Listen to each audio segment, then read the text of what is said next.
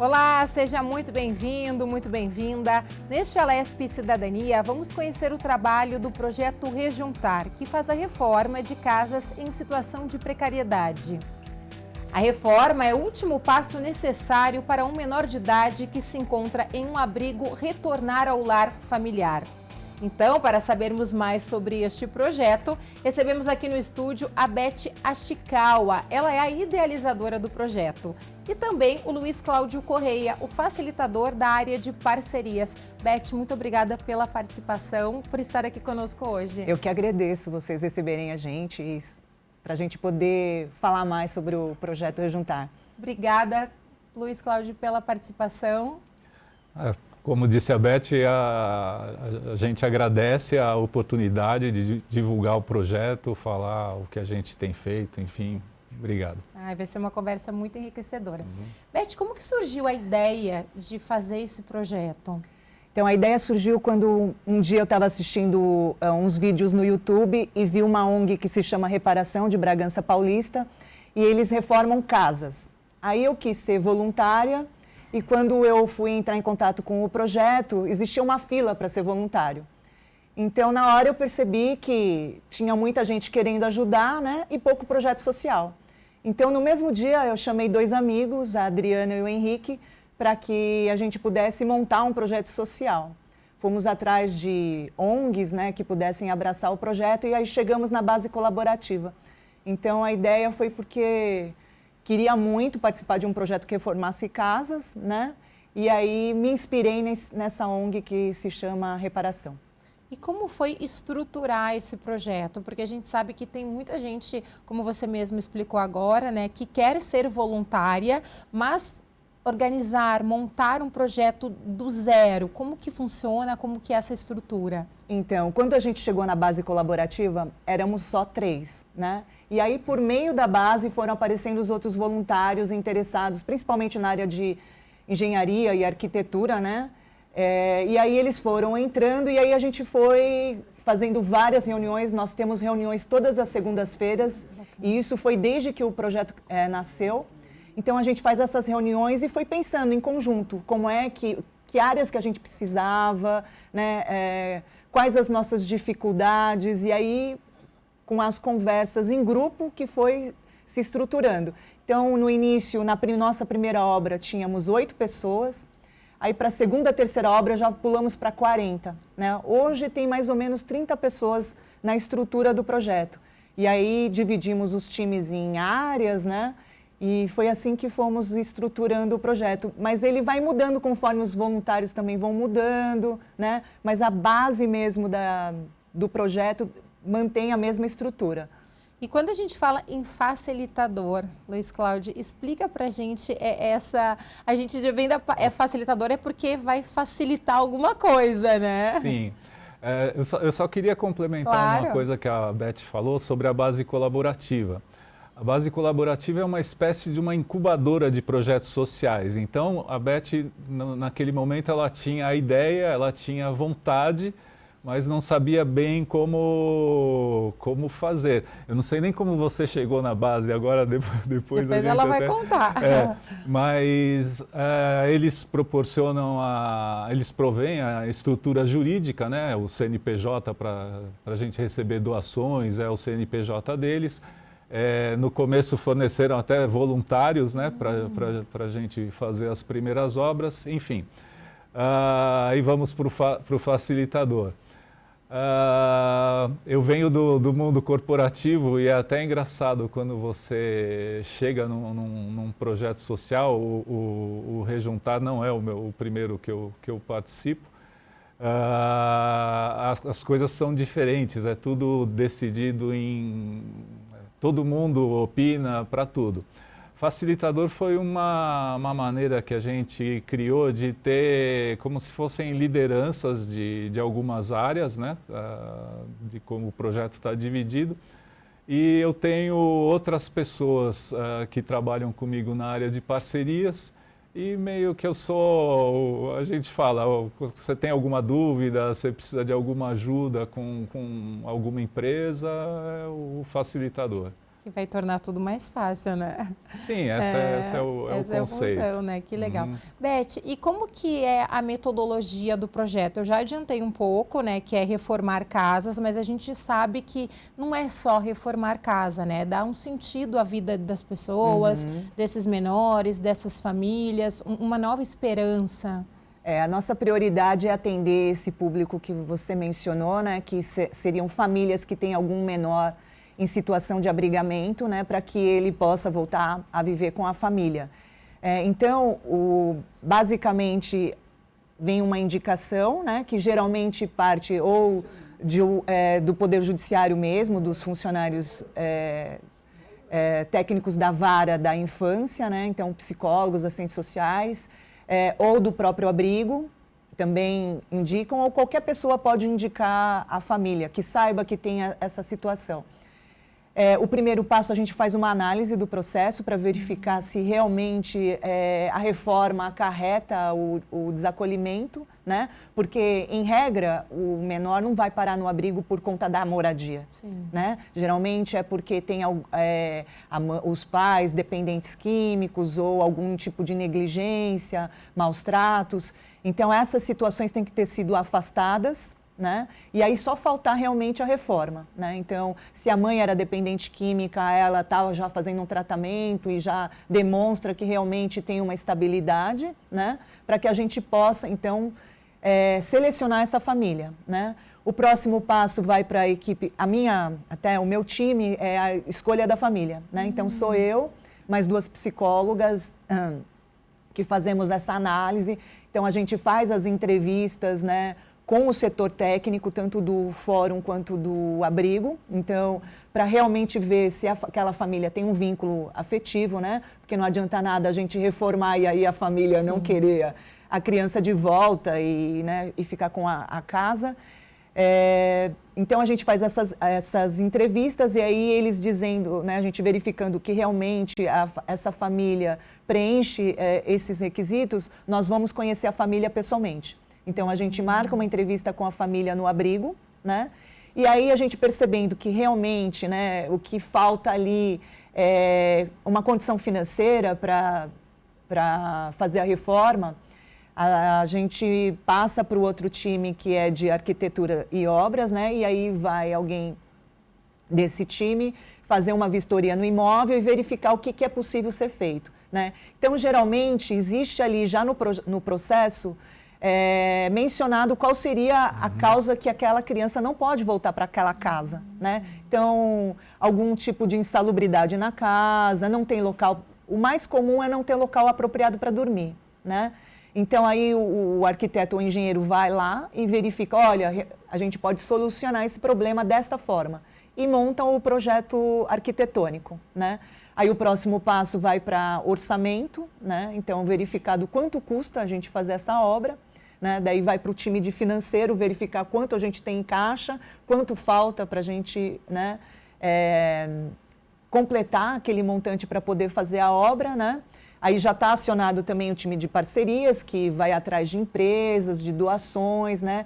Nosso time de comunicação também tenta, pelas redes sociais, ir atrás de doações, divulgar o projeto para que a gente tenha doações, porque basicamente o projeto sobrevive de doações de pessoas físicas ou jurídicas, né? A gente também tenta fazer parcerias com empresas, né? Já conseguimos algumas licitações, né?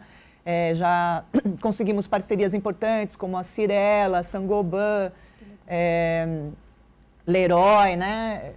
Você está me deixando numa situação difícil, porque não pode esquecer ninguém. Então, são muitas empresas, são as últimas que eu lembro que são ligadas à área, né?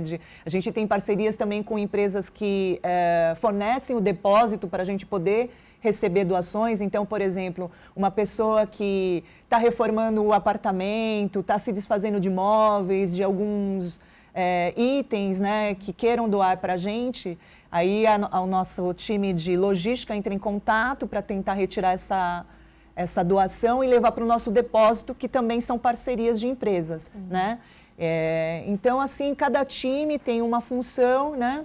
E aí, a partir do momento que a gente consegue o montante necessário, o time de obras faz o acompanhamento, nós contratamos um empreiteiro, né, porque a parte que realmente exige conhecimento técnico que um voluntário não pode estar fazendo na obra, então tudo isso é feito por profissionais, né, empreiteiros, pedreiros, e nós terminamos a obra com um mutirão de voluntários, né, então porque também o projeto tem por fim tentar sensibilizar as pessoas a terem essa intenção de ajudar, né? E ver, por exemplo, acho que uma das coisas bacanas do nosso projeto é que o voluntário consegue ver o resultado daquilo que ele fez, né? Então, uma pessoa que nunca pintou uma parede, ela vai ver que uma pintura já faz toda a diferença na casa de uma pessoa, né? Então, se você vê o antes e o depois das nossas obras, né? O que a gente faz é tentar devolver a dignidade para aquelas famílias, né? Então, também depois da obra, a gente percebe que aquela família, ela fica tocada, né? Porque ela percebe ali uma luz de esperança, de mudança, né? E começa a acreditar um pouco mais e vai mais atrás, né? Das coisas. E mais a maior felicidade da gente é ver a criança voltando para casa, né? Então, assim, recentemente a gente fez uma que são 3 meninos, né? Mas a gente fez a reforma, mas aí nesse caso eles não foram automaticamente desacolhidos, porque a mãe tem uma questão e ela não pode receber a guarda, tem um problema, né, de saúde, e aí nós vamos ter que aguardar os meninos completarem 18 anos, mas por qual motivo a gente fez a reforma? Para que eles, durante esse período que eles estão no abrigo, pudessem pelo menos passar as férias e os finais de semana com essa mãe e manter o vínculo afetivo, né? Porque eles não tinham onde dormir na casa, então eles não podiam sequer passar os finais de semana com a mãe, né? Então, a gente, não só essas situações que a gente falou, nós também fizemos reformas em abrigos, né? Nós fazemos reformas também em situações que a família é carente, mas aquela casa realmente precisa, né, de uma reforma, que a gente sabe que não vai acolher a criança só porque está numa casa, né, insalubre, vamos dizer, mas que, teoricamente, aquela criança não poderia estar morando naquelas condições. Então, a gente também entra em contato com outras ONGs que atendem famílias carentes para a gente selecionar essas famílias. Então, a gente tenta, de todas as formas, né, ajudar. Então, por exemplo, nós temos um critério que a gente não faz reforma em casa alugada. Né? Porque senão o proprietário da casa, né, enfim, a família pode não ser beneficiada pela nossa reforma. Mas a gente tenta, por exemplo, ajudar com doação de eletrodomésticos, com doação de alguns materiais, né? Então, eu sempre falo nas reuniões que a gente faz com o pessoal técnico, que faz as indicações para a gente. Fala, olha, na dúvida, vocês sempre indicam, que aí a gente vai tentar, de alguma forma, ajudar. Então, basicamente, o projeto é estruturado dessa forma. E quando a gente ouve a fala da Beth, né, Luiz, a gente percebe, que eu consegui memorizar ali 5 times, mas a gente sabe que são muito mais. É um trabalho de muitas mãos, né? E isso que ela falou é muito importante, de trazer a dignidade de volta para essas famílias, para essas pessoas. Sim, e assim, um negócio que sempre me atrai muito no voluntariado a Beth citou a alegria do voluntário quando vê a casa pronta, quando vê a criança retornando, né? O que eu posso dizer, quando um mutirão acaba, a gente tem aquela sensação de, como o Gandhi falou, né? Hoje eu varri a soleira da minha porta, né? Sim, o trabalho é muito bacana. A gente se sente tão abençoado quanto a família que tá recebendo a obra. Realmente é uma sensação muito legal. A Beth falou, né, da obra ter 2 etapas, a etapa profissional e a etapa do mutirão. E a nossa ideia, quando a gente faz o mutirão, é exatamente que pessoas, um médico rejuntando azulejo, ou, né, tem dentista ajudando a instalar uma bancada num banheiro, são situações inusitadas, Mas o nosso objetivo assim, não é nem que aquele voluntário fique com a gente, mas que o bichinho social consiga penetrar ali, né, naquela pessoa e a partir daí que a pessoa vá buscar algum outro projeto.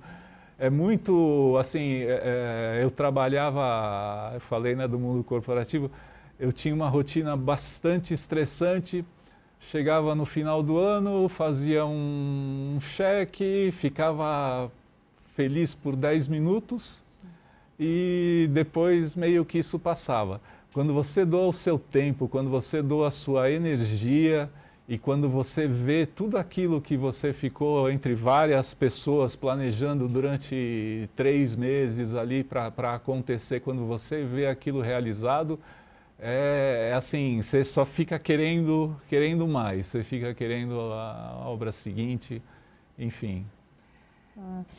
O Luiz falou em 3 meses, um exemplo. Tem um cronograma dessas obras, Beth? Vai muito claro de situação para situação de casa? Ou vocês já trabalham com um cronograma? Ó, em 3 meses a gente vai tentar agilizar para entregar isso? O cronograma ele surge quando a família é selecionada, né? Porque a gente nunca sabe quando exatamente a família vai ser selecionada. Então a gente sempre tenta deixar algumas famílias selecionadas, mesmo quando já tem uma obra em andamento, para que assim que termine, comece outra, que foi o que aconteceu agora. Então, a gente terminou uma obra, já na semana seguinte, em outra semana, já começou uma obra. Então, assim, basicamente, gira em torno de 3 meses, né? Mas depende realmente de cada obra. O projeto tem quantos anos já? Desde 2018. Sabe uma coisa que eu lembrei que achei interessante, daí ouvindo o Luiz falando, que quando eu fui na ONG Reparação, né, eles me disseram o seguinte, porque eu falava, como é que vamos fazer, né? Como é que... Na prática, eu né? e mais 2 pessoas, né? E aí o Léo, que é o fundador dessa ONG, ele falou assim para mim, ele falou, o importante é você se cercar de pessoas bem intencionadas. E assim, durante todo o tempo que eu estou no projeto, eu fico sempre impressionada com o quanto de pessoas que querem ajudar que aparecem. Assim... Muita gente quer ajudar, né? A gente acha que as pessoas, né, cada uma está cuidando da sua vida, não está nem aí, não é verdade, né? Então, eu vejo, cada reunião que tem, você percebe como as pessoas são interessadas. Os voluntários mudam, né? Até desde a primeira obra mesmo, estou eu, né? Mas o que acontece é que cada um tem seus compromissos e tal, mas assim, todas as pessoas que participaram, né, e que participam hoje do projeto são pessoas muito engajadas, vamos dizer, né? E eu acho que isso é muito transformador, né, para a sociedade no geral. Então, e isso era uma das finalidades do projeto, né? Que você se sentisse bem ajudando outra pessoa. Então, acho que ver o quanto as pessoas vão entrando e saindo e vão se transformando, né? Sim. Com cada obra é muito bacana, né? Eu acho até voltando à sua primeira pergunta, o facilitador, de certa forma, ele faz o papel de facilitar, é um pouco isso. As pessoas chegam lá com muita energia, com vontade. Não é fácil você sair da sua inércia do dia a dia, mas quando a pessoa toma a decisão e ela vai numa reunião, na base tem hoje rodando, se eu não me engano, 7 projetos sociais de diferentes tipos. A pessoa vai lá conhecer os projetos e depois que os projetos se apresentam, ela vai para a reunião do projeto em si, né? A pessoa quer ajudar, né? Eu falei, um médico ou um dentista.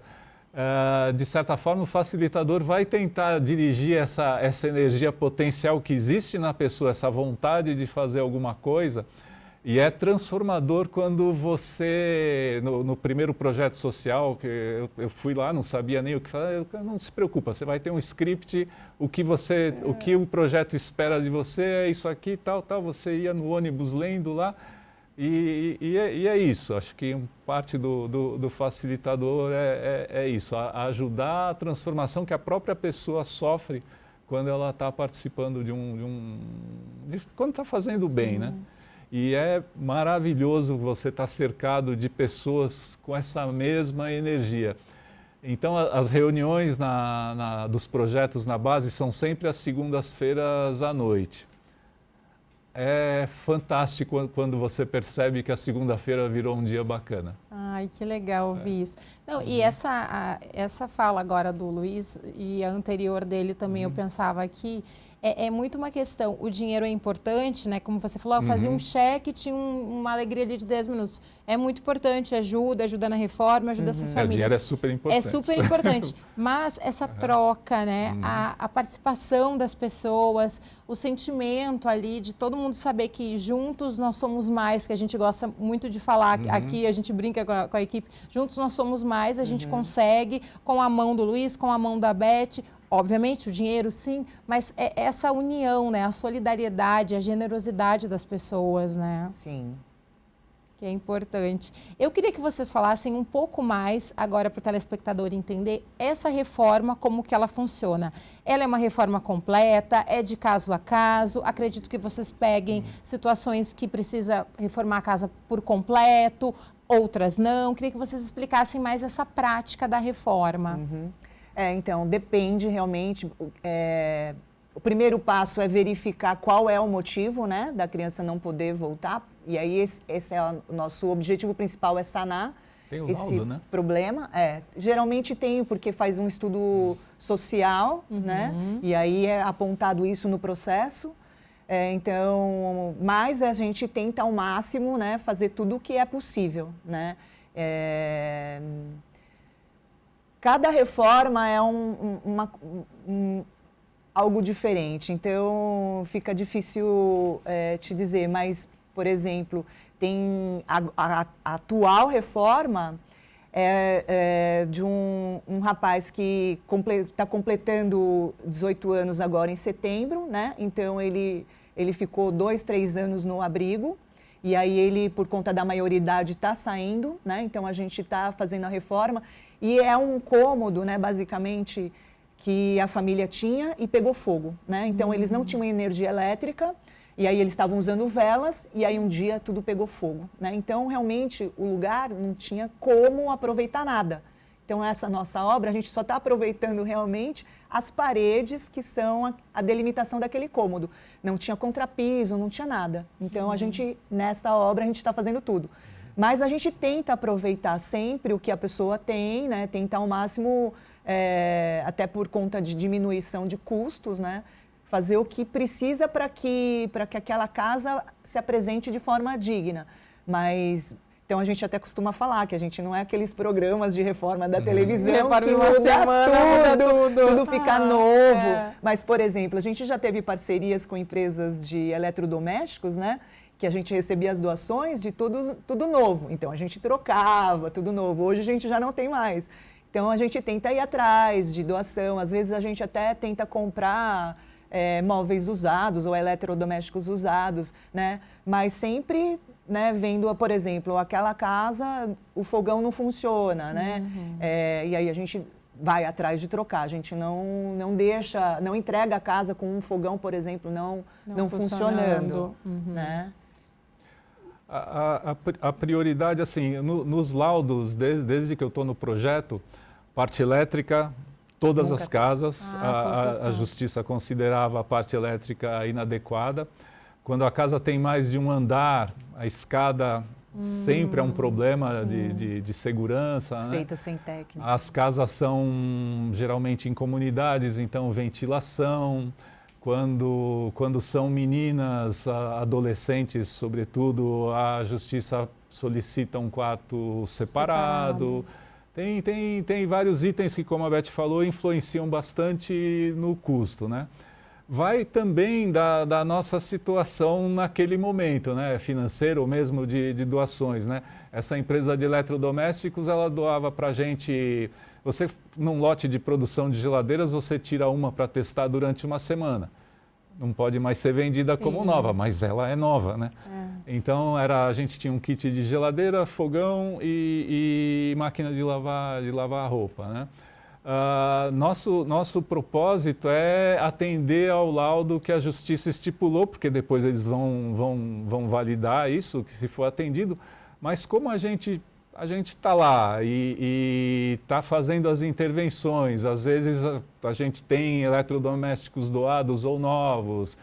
A Budweiser, por exemplo, doa enxovais para a gente, então a gente, isso é até recente, a gente passou a fornecer um jogo bacana de cama e banho, né? Depende das parcerias, a gente dá uma arrumada na casa.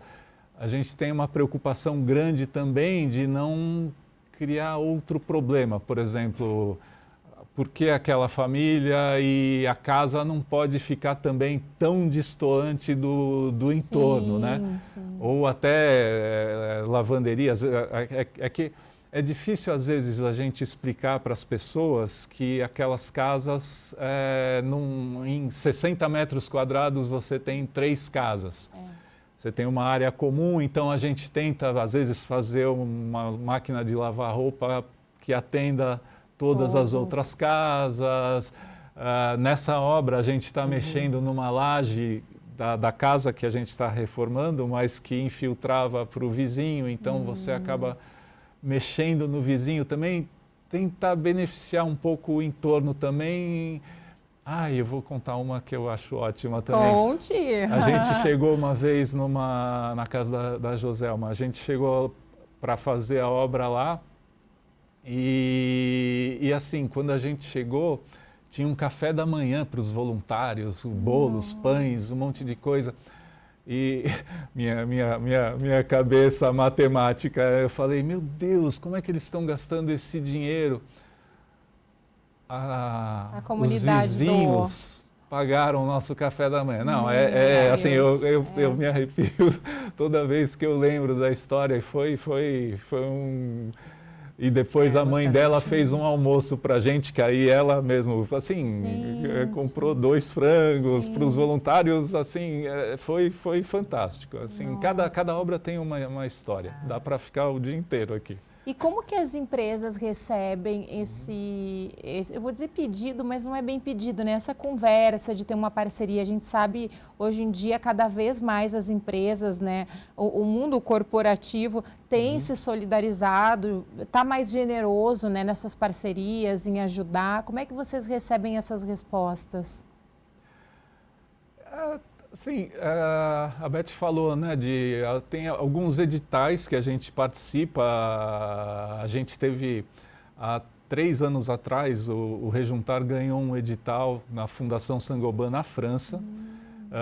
Eles promovem anualmente dentro da empresa, internamente, nós tínhamos uma voluntária que é da Saint-Gobain, e ela submeteu o Rejuntar, e é lá em Paris, projetos das mais de 100 operações que eles têm ao redor do mundo, e o Rejuntar naquele ano foi agraciado. Nós fizemos mais de 10 casas com esse valor, para você ter uma ideia. Aliás, o dinheiro que nós recebemos da Saint-Gobain está acabando esse ano. Nós levamos 3 anos. É que nós acaba juntando com outras doações e tal. Mas então, várias empresas têm essa área de responsabilidade social. As empresas se preocupam com isso.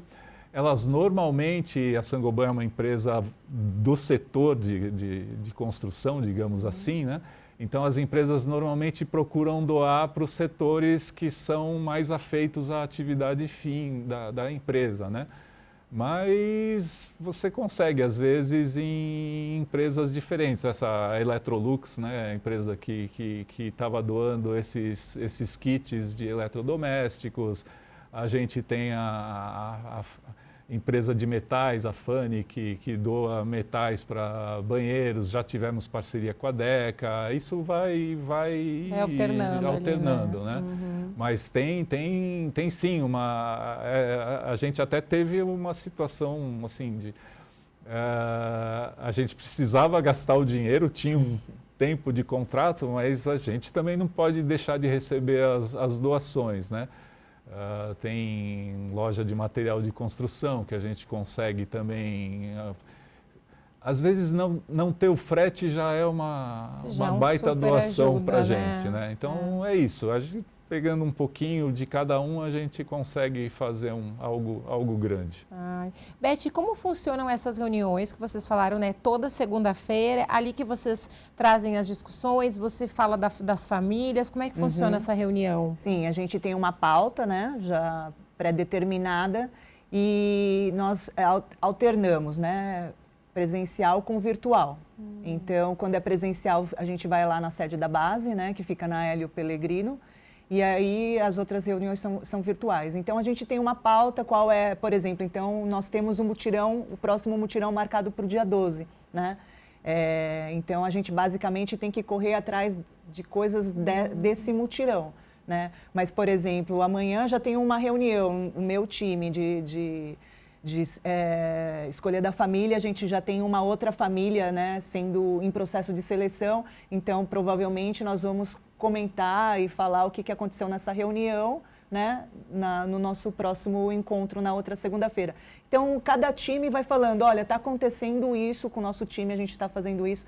Então as reuniões servem para que todo mundo saiba o que está acontecendo, né, nas outras áreas.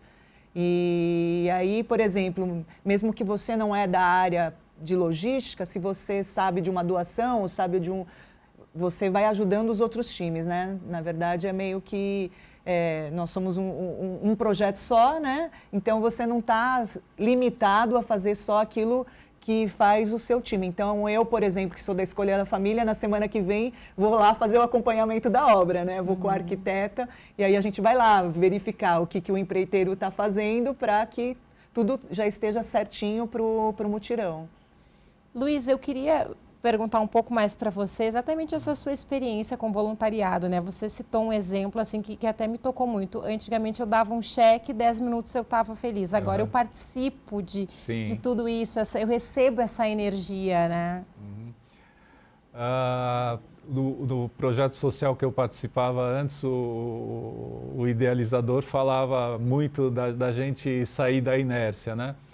E eu tinha trabalhado com ele, a gente almoçava de vez em quando, ele me chamou, a gente combinou um almoço, aí ele falou, esse sábado tem uma ação do projeto tal, era numa creche na Cracolândia. Esse projeto ele potencializava ações de outras entidades, então a gente chegou a fazer uma festa junina para 3.000 pessoas no Céu Ipiranga, custo zero, e todo mundo ganhando, tinha cachorro-quente, refrigerante, enfim, sair atrás de doações, né? E, bom, voltando, né? Teve essa primeira ação que ia ser nessa creche na Cracolândia, aí ele falou, aparece lá sábado. Eu falei, eu vou, mas nenhum dos dois estava muito certo de que isso ia acontecer. Chegou sábado, eu fui na ação. Eu adoro criança pequena, era um monte de crianças, brinquei a tarde toda, me acabei fisicamente. Quando eu saí de lá, eu falei... É isso. É isso. E, assim, nunca mais parei de ir em voluntariado. Esse projeto, que se chama Aproximação, na verdade era Aproximação, porque fazia ações mensais, né? E ele foi incubado na base. Só que eu conheci o projeto sem conhecer a base. Aí conhece a base e tal. A minha mulher é engenheira e arquiteta. Ela falou, eu queria um projeto mais da minha área. Nós fomos um dia na base conhecer o Rejuntar. E aí ela falou, é isso, né? Eu falei, é bacana, sim e tal. E aí desde então eu estou no Rejuntar. Isso foi no comecinho de 2019. A gente sofreu muito com a pandemia, como todos, né? Porque na pandemia a gente não podia fazer mutirão. Sim. Mas nós fizemos a gente até estava discutindo antes de entrar, né? Quantas obras, né? Porque as obras durante a pandemia, em que a gente só doou material e fizemos lá uma fiscalização da obra, mas sem entrar e tal, e a própria família acabava mexendo na casa, eu conto, né? Mas enfim, o que eu estimulo muito as pessoas cada um tem seu estilo, eu citei as empresas, né, que tentam fazer as doações para as suas áreas correlatas. Cada pessoa tem as áreas que lhe tocam mais. Faz uma busca, dá uma chance a si mesmo, né? Vai uma noite numa reunião, as reuniões de voluntariado geralmente são à noite. Vai conhecer um projeto, a base é um ótimo lugar porque tem projetos de diferentes matizes lá e as pessoas geralmente se surpreendem com a própria capacidade e com a vontade que elas têm de participar.